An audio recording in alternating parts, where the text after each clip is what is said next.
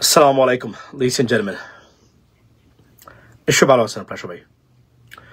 I know it is late, but still it's better than never. আমার আজকের subject হলো stake holders, অর্থাৎ দেশের স্টেক হোল্ডার্স।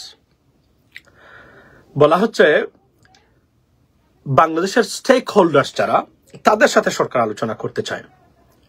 রাজনৈতিক দলগুলো নাকি বাংলাদেশের স্টেক হোল্ডার্স। আমার প্রশ্ন হলো, রাজনৈতিক দলগুলো বাংলাদেশের স্টেক হোল্ডার্স কিভাবে হলো? বাংলাদেশের স্টেক হোল্ডার্স হলো বাংলাদেশের জনগণ।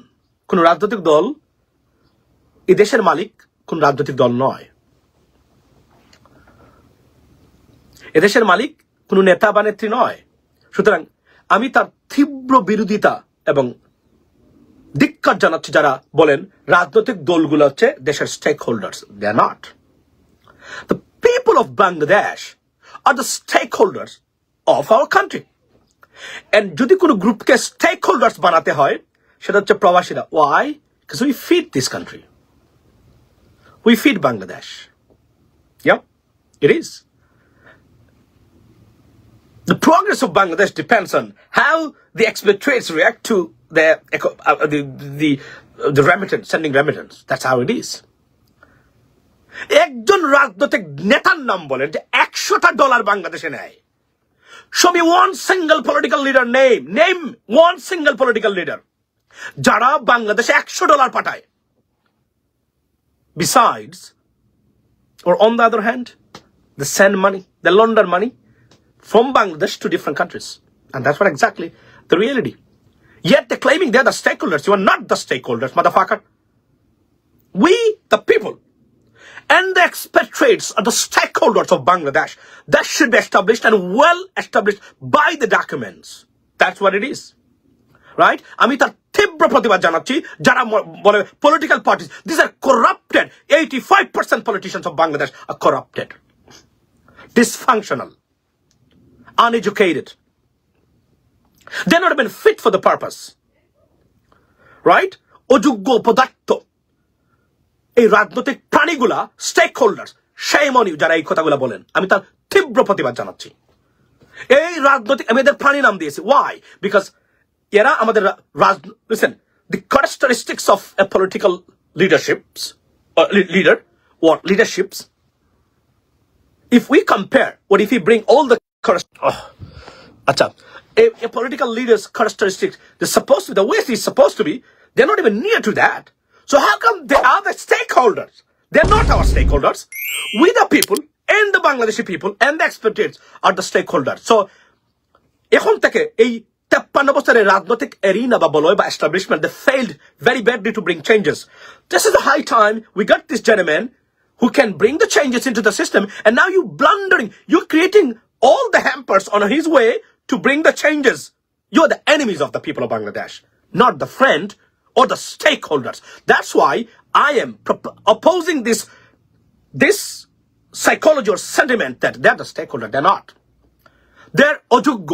লেখাপড়া করা যে ধরনের যোগ্যতা থাকলে একজন মানুষ দেশের এমপি হতে পারে বা মন্ত্রী হওয়া উচিত, সেই ধরনের মানুষ মানে না থাকলে এরা কিভাবে আমাদের স্টেক হোল্ডার্স হয়?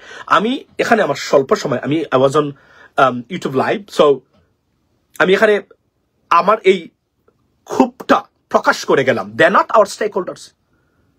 They're the enemies of the people of Bangladesh, the politicians. These are disgraced politicians, corrupted politicians, dysfunctional politicians. They have a serious lack of patriotism. These are agents of different countries and different organizations, intelligence organizations. They should not be our stakeholders. That's the bottom line. Whether you agree or disagree, like or dislike, I don't care. The bottom line is that if someone, a group of entity should be stakeholders, we the people and the expatriates should be the biggest stakeholders right now. So আপনারা যারা রাজনৈতিক নেতৃবৃন্দ আছেন, মনে করবেন না আপনারা এই দেশের বাপ। You are not. You're supposed to be the servant. But the way you destroyed everything on your way path to be the leader or the MP or the minister, you proved yourself that you are not the owner of this country. We the people and the expatriates. Because বাংলাদেশের প্রবাসীরা যদি একদিন টাকা না পাঠায়, ফকিরের বাচ্চা, আপনার একটা ফকির রাষ্ট্র। What do you have? Nothing. $25 billion remittance or reserve. We send this. The people, you, like expatriates. Ar kunta. Garments industry plus minus. Yes, there is a chain. GDP te garments are the flow of money is the biggest upper contributor, because a flow of money, job day, edukan shobar sathe je chain of economic circles. Yes, it depends on that. But they're not the stakeholders, because বাংলাদেশের reserve যে দেশ দেউলিয়া হয়ে যায়, একটা দেশের মানে reserve না থাকলে সেটা আমরা প্রোভাইড করে থাকি, এবং we spend zero for that. So দ্যারফর আপনারা স্টেক হোল্ডার বলার আগে 3 বার চিন্তা করবেন নেক্সট টাইম। আপনারা রাজনৈতিক নেতৃবৃন্দ যারা আছেন, সকল নেতৃবৃন্দ 85% করাপ্টেড, চুর, দান্দাবাজ, বাটপার, প্রতারক, দেশদ্রোহী, বিভিন্ন দেশের এজেন্ট।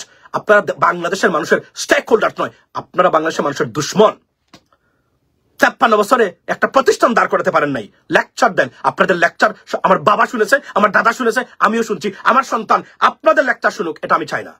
মানে আমি বাংলাদেশে যারা বসবাস করে, আমার ফারদিন তো শুনবেই না, আমি তাকে এমন ভাবে আপনাদের লেকচার শোনার মতো আমার ফারদিনকে আমি গড়ে তুলবো না ইনশাল্লাহ। আমি শুনি না, সে শুনবে কিভাবে? আমি চাই এমন কেউ আসুক যার লেকচার আমরা শুনি। আমার সন্তান কার লেকচার শুনবে? This gentleman's lecture. Yes, he can listen to him. Not you, because you have nothing but propaganda, lies, dysfunctionality in your speech that we can something. Sheikh Hasinaর 16 বছর একটা বক্তব্য পাই নাই যে বক্তব্য থেকে আমি দুটো শব্দ নিতে পারি, নিয়ে বলতে পারি না। I may disagree with her. She may be the prime minister or the chief leader of Awami League, but this speech does make sense. I have found nothing from the last 16 years. Lecture আমাদেরকে দিয়েন না, আপনাদের এই ভ্রান্ত ধারণা, মদ খাওয়া lecture আমরা শুনেছি 16 বছর, 53 বছর। Enough is enough. Stay right there. Reforms yourself, come up. And he has to do the reforms. Without reforms, there will be no election. And by the way, let me make it clear, আমাদের প্রবাসী যারা আছি, আমাদের ভোটাধিকার সর্বোচ্চ অধিকার নিশ্চিত না করে কোন বাপের বেটা নাই নির্বাচন দেয় বাংলাদেশে। We will see that. How you can do that? আমরা প্রবাসীরা যারা আছি, আমাদের অধিকার নিশ্চিত করতে হবে। Let's not forget, we feed this country. If we do not send the money, you have nothing. That's the bottom line. So, প্রবাসীদেরকে নিয়ে কোনো ধরনের ঠালবাহানা, কোনো ধরনের কোনো কিছু এবার আর চলবে না। Enough is enough. এবং আমি পোস্ট দিয়েছি, আমরা প্রবাসীরা দায়িত্ব নিতে চাই। 5 years এর ভিতরে বাংলাদেশকে সিঙ্গাপুর বানানো সম্ভব। We have this capability. We have this education. We understand politics better than you. That's the bottom line, ladies and gentlemen. You find me a little bit laughing, but the reality is far more even greater. That's what I just mentioned, ladies and gentlemen. So that's it. Stakeholders, you are not the stakeholders. We, the people, and the expatriates are the biggest stakeholders. ফাত্রামি কম করবেন, আপনাদেরকে অনেক সহ্য করেছি। এই 9টা মাস ভদ্রভাবে চলাফেরা করার চেষ্টা করেছি না, you know what I mean? But যা শুরু করেছেন দেশকে নিয়ে, এখন এই সুযোগ আপনাদেরকে দেওয়া হবে না। You're a corrupted political establishment, dysfunctional political establishment, the graceless political establishment, and the politicians are the biggest enemy of the people of Bangladesh.